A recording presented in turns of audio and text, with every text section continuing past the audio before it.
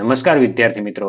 તારીખ 31/8/2024 લેવાનારી એકમ કસોટીમાં ધોરણ 7નું જે સંસ્કૃતના 1 થી 5 પાઠ પૂછાવાના છે એનું પેપર આપણે એના આઈએમપી પ્રશ્નો બધા આપણે લઈને આવ્યા છીએ. તો મિત્રો આ પ્રશ્નોમાંથી પૂછાવાના છે તો એકદમ સરસ તૈયારી આ પ્રશ્નોની આપણે કરી લઈએ. તો ચાલો મિત્રો આપણે પ્રશ્નો જોઈએ કે કયા કયા પ્રશ્નો આ વખતે એકમ કસોટીમાં પૂછાવાના છે. તો 1 થી 5 પાઠ આપણે સંસ્કૃતના ધોરણ 7ના પૂછાશે.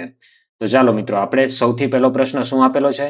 તો નીચે આપેલ વાક્યોનું સુંદર અક્ષરે લેખન કરો, એટલે કે શ્રુત લેખન કરવાનું છે, સારા અક્ષરે લખવાના છે. તો અલગ અલગ ઘણા બધા વાક્યો આપેલા છે. તો સૌથી પહેલું વાક્ય આપેલું છે તૃષ્યતિ કૃષક ગચ્છતિ ગોષ્ઠમ મેઘા વર્ષતિ પ્રવહતિ નિરમ. આવી રીતે ઘણા બધા વાક્યો છે. આ બધા વાક્યો આપણે એક એક વાંચતા નથી, કારણ કે આ સારા અક્ષરે આપણે લખવાનું જ હશે. તો તમે આ વાક્યોને લખી લો, વિડીયો લાંબો ન બને એટલા માટે એક એક વાક્યને આપણે અત્યારે વાંચતા નથી. તો ચાલો મિત્રો આવી રીતના આગળ વાક્યો છે, જે કુલ 26 વાક્યો છે એમાંથી તમને પૂછાશે. તો આ 26 વાક્ય આપણે નોટબુકમાં લખી દઈએ. જો એવું લાગતું હોય કે સ્પીડમાં લખાઈ શકે એવું નથી તો વિડીયોને થોડી વાર સ્ટોપ કરી અને બધા વાક્યો લખી લઈએ, ત્યાર પછી આપણે વિડીયોને આગળ ચલાવીએ. તો મિત્રો 15 વાક્યો તમારા લખાઈ ગયા હશે. ત્યારબાદ ન લખાણા હોય તો વિડીયો થોડી વાર સ્ટોપ કરીને આ વાક્યો લખી દો. ત્યારબાદ આપણે આગળ વધીએ અને વાક્ય 16 થી આપણે જોઈએ. તો 16 નંબરનું આ બધા વાક્યો આપણે સારા અક્ષરે લખવાના રહેશે. આનું શ્રુત લેખન કરવાનું છે. તો ચાલો મિત્રો આ 26 વાક્ય અહીંયા પૂરા થાય છે, જે તમે આશા રાખું છું નોટબુકમાં લખી લીધા હશે. ન લખાણા હોય તો વિડીયોને સ્ટોપ કરી અને થોડી વારમાં આ વાક્યો લખી લો. ત્યારબાદ આપણે પ્રશ્ન નંબર 2 તરફ આગળ વધીએ. બીજા પ્રશ્નમાં શું કહેલું છે? તો વાક્ય આપણને પૂર્ણ કરવાના છે. આ વાક્યો આપણને ખાલી જગ્યા સ્વરૂપે આપેલા છે અને કૌંસમાં એનો જવાબ પણ આપેલો હશે. આપણે કૌંસમાંથી એનું સાચું શોધવાનું હશે. તો ચાલો ખાલી જગ્યા છે, પહેલી ખાલી જગ્યા જોઈએ. શિક્ષક ખાલી જગ્યા ગચ્છતિ ખાલી જગ્યા ઉપવિશતિ ચ. તો આપણે કૌંસમાં શાલા અને વર્ગખંડ આપેલું છે, તો એના ઉપરથી આ એક અને આ બીજી ખાલી જગ્યા આપણે પૂરવાની છે.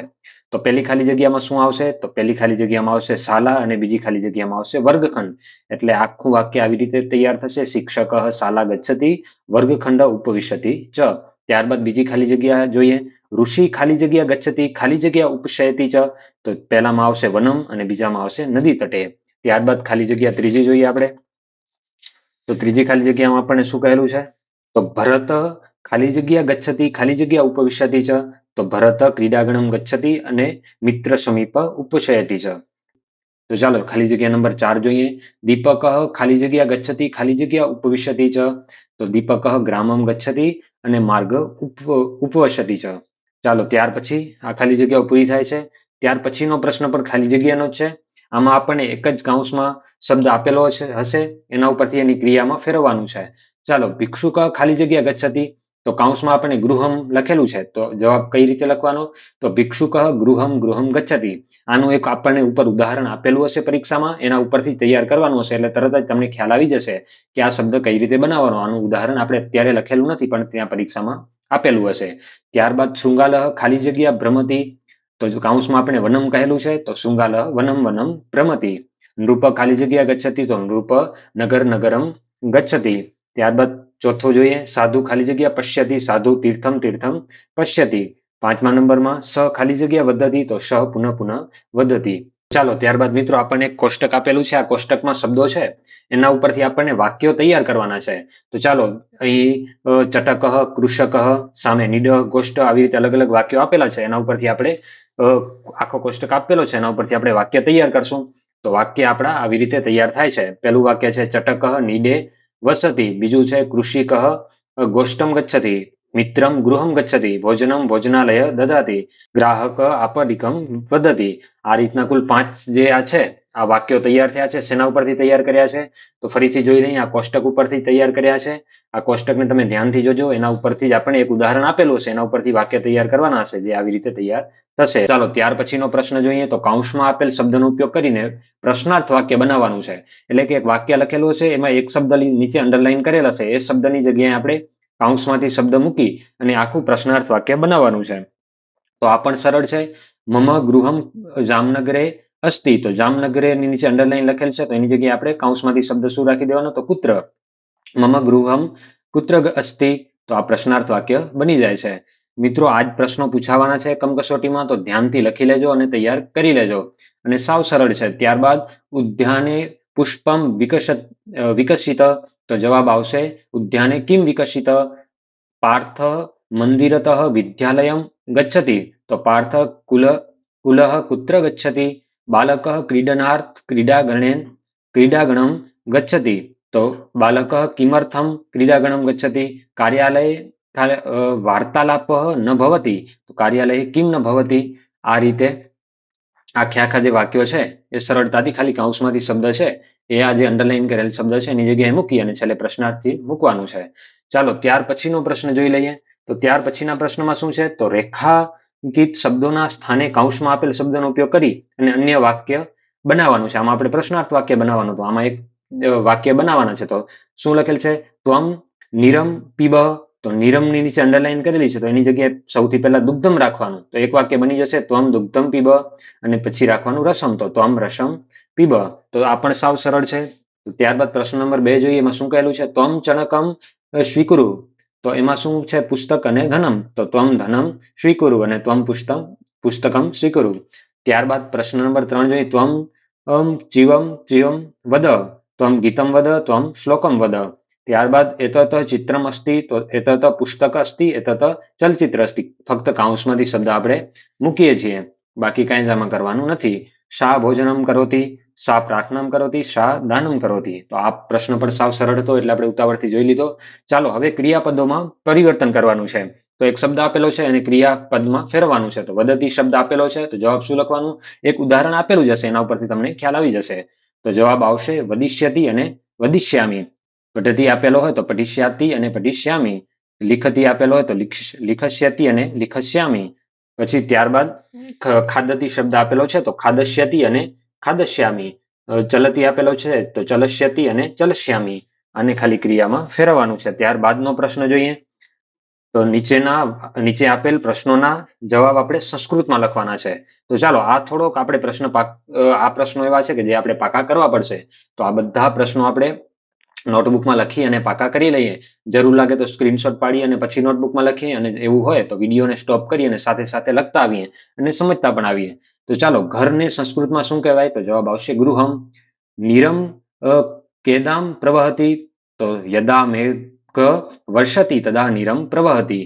ચટકા કુત્ર વિહરતી, ચટકા વિમલે વિપુલે ગગને વિહરતી. ત્યાર પછીનો પ્રશ્ન, ક ગોષ્ઠ ગચ્છતિ, તો કૃષક ગોષ્ઠ ગચ્છતિ. અતિથિ કસ્માત ભયમ અનુભવતી, અતિથિ શ્વાનાત ભયમ અનુભવતી. હોડીને સંસ્કૃતમાં શું કહેવાય, તો નૌકા. ત્યારબાદ બાલક ચટકાએ કિમ દદાતી, બાલક ચટકાએ બહુ ધાન્યમ દદાતી. ચાલો ત્યાર પછી 8મા નંબરનો પ્રશ્ન, ચોરદ્યમ કુત્ર લૂંટનમ કરોતી, ચોરદ્યમ વિત્તકોશમ લૂંટનમ કરોતી. કૃષક બીજમ કુત્ર વપતી, કૃષક ક્ષેત્રે બીજમ વપતી. પક્ષી વને કુત્ર ઉપવિશતિ, પક્ષી વને વૃક્ષે ઉપવિશતિ. ચાલો મિત્રો ત્યારબાદ આપણે પ્રશ્ન નંબર 11 જોઈએ. 11મા પ્રશ્નમાં શું કહેલું છે, સંતુષ્ટ પક્ષી કુત્ર આગચ્છતિ, સંતુષ્ટ પક્ષી ઋષિ સમીપમ આગચ્છતિ.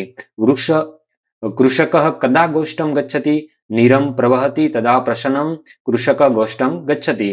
ત્યારબાદ 13 નંબરનો પ્રશ્ન, વૈદર્ષિ વાઘભટ્ટ કુત્ર અસ્તિ, વૈદર્ષિ વાઘભટ્ટ વૃક્ષસ્ય અધઃ અસ્તિ. 14 નંબરનો પ્રશ્ન જોઈએ. ચટક સુખેન કિમ કરોતી, ચટક સુખેન ઉડયતે. કૂતરાને સંસ્કૃતમાં શું કહેવાય છે, શ્વાનઃ. ચટકા કુત્ર નિવસતિ, ચટકા નીડે નિવસતિ. પક્ષી પુનઃ પુનઃ કિમ વદતી, પક્ષી પુનઃ પુનઃ વહતી કોકમ ઇતિ. ચટક કિમ ખાદતી, ચટક મધુરાણી ફલાની ખાદતી. ત્યારબાદ પ્રશ્ન નંબર 19 જોઈએ. તો ચશ્માને સંસ્કૃતમાં શું કહેવાય, તો ઉપનેત્રમ કહેવાય છે. ત્યારબાદ 20 નંબરનો પ્રશ્ન, વૃક્ષસ્ય અધઃ ક અસ્તિ, તો વૃક્ષસ્ય અધઃ વૈદર્ષિ વાઘભટ્ટ અસ્તિ. ત્યારબાદ 21 નંબરનો પ્રશ્ન, પક્ષી કુત્ર અટતી, તો પક્ષી દ્વારમ અટતી. તો ચાલો ત્યારબાદ 22 નંબરનો પ્રશ્ન જોઈએ. ચટક કિમ સ્વીકરોતી, તો ચટક ચણકમ સ્વીકરોતી.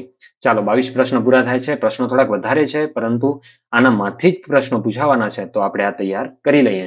ત્યારબાદ કૌંસમાં આપેલ શબ્દોમાંથી સાચો શબ્દ પસંદ કરી અને ખાલી જગ્યા પૂરવાની છે. તો ચાલો મિત્રો, આ પણ એવી જ રીતનું સાવ સરળ છે. ખાલી જગ્યા સહ ન દર્શતી, તો કુત્ર અને કિમ આ બંને ખાલી જગ્યા આપેલી છે. આ બેમાંથી આપણે એક મૂકવાનું છે, તો જવાબ આવશે કિમ. કિમ સ ન દશતી. ખાલી જગ્યા ધનમ પ્રાપ્તિમ, તો પિયત ધનમ પ્રાપ્તિ. ખાલી જગ્યા ક્ષાત્રા શાલાયામ પઠંતી, કતિ છાત્રા શાલાયામ પઠતી. ભવાન ખાલી જગ્યા શાલા ગચ્છતી, તો ભવાનમ કદા શાલા ગચ્છતી. પ્રશ્નાર્થ વાક્ય તૈયાર થાય છે. ત્યારબાદ અતિથિ જના ખાલી જગ્યા આગતાઃ, અતિથિ જના કુતઃ આગતાઃ. વિદ્યા ખાલી જગ્યા ન દદાતી, વિદ્યા કિમ ન દદાતી. ભવતી ખાલી જગ્યા કાર્યાલયમ ગચ્છતી, ભવતી કદા કાર્યાલયમ ગચ્છતી. ચાલો મિત્રો, ત્યારબાદ આગળ વધીએ અને આ એકમ કસોટીનો સૌથી છેલ્લો પ્રશ્ન જે આપણે લખી લઈએ અને તૈયાર કરી લઈએ. આપેલ કોષ્ટકમાં આપણને શબ્દો આપેલા છે, જેમાંથી 5 વાક્ય તૈયાર કરવાના છે. તો આ 5 વાક્ય તૈયાર કરેલા છે, જે આપણે લખી લઈએ. સિંહમ વનમ ભ્રમતી, ભિક્ષુક નગરમ પશ્યતિ, નૃપ ગૃહમ ગચ્છતિ, સાધુ તીર્થમ ગચ્છતિ, ચૌર લૂંટનમ કરોતિ. તો આ 5 વાક્યો છે, આ કોષ્ટકમાંથી તૈયાર થયેલા છે. તમે કોષ્ટકને લખી, આ 5 વાક્યોને લખી અને પછી ધ્યાનથી એને જોજો કે કઈ રીતે આપણે આ તૈયાર કરેલા છે. અને આનું ઉદાહરણ પણ આ ઉપર આપણને આપેલું જ હશે પરીક્ષામાં, એટલે આ સરળતાથી થઈ જશે. મિત્રો, આ અગાઉ આપણે ધોરણ 8ની જે સામાજિકની એકમ કસોટી 31 તારીખના લેવાની છે, એનો વિડીયો પણ મોકલેલો છે. ન જોયો હોય તો જોઈ લેજો અને 8મા ધોરણના વિદ્યાર્થીઓને જરૂર મોકલજો. હવે પછીના આપણે આવનારા વિડીયોમાં આવનારી બધી જ એકમ કસોટીઓના વિડીયો આપણે તૈયાર કરવાના છીએ. તો ચાલો મિત્રો, ફરી મળીશું. ધન્યવાદ.